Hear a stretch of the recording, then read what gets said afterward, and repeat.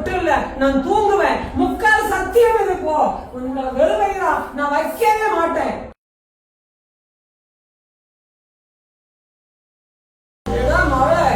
அம்மா உன்னை இப்படி வச்சு நினைக்கியா?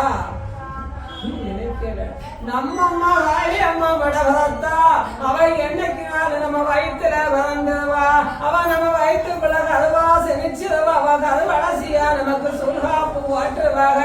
அப்படின்னு என் பெற்றெடுத்த மக அம்மா மேல நம்பிக்கைய வச்சு காலை வாசல்ல இருக்கும் மகளுக்கு என் எம்மவளை காய் குத்தம் இருந்து வேய் குத்தம் இருந்து அம்மா அடிச்சு விளக்குவேன். என் பிள்ளைகளுக்கு காயோட குத்தம் இல்லை, கனியோட குத்தம் இல்லை, வேலையோட குத்தம் இல்லை, விளக்கோடு குத்தம் இல்லை. மவளை இப்பவும் சொல்றேன், காளி சொல்லு ஒரு மகனோட வந்தவான்னு உனக்கு தெரியும்.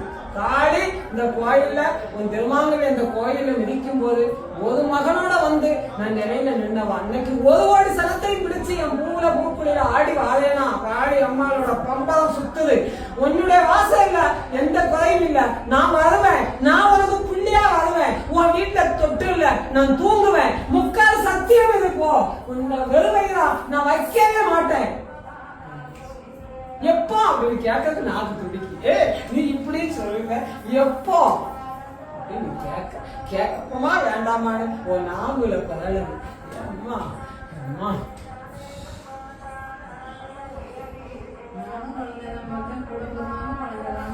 நான் அந்த கதையை பாடல, என் பிள்ளை கதையத்தான் நான் பாடி இருக்கேன். உங்க அப்பன் செஞ்ச பாவம் இல்லை, உங்க அம்மா செஞ்ச பாவம் கிடையாது, எந்த தோசம் உனக்கு கிடையாது.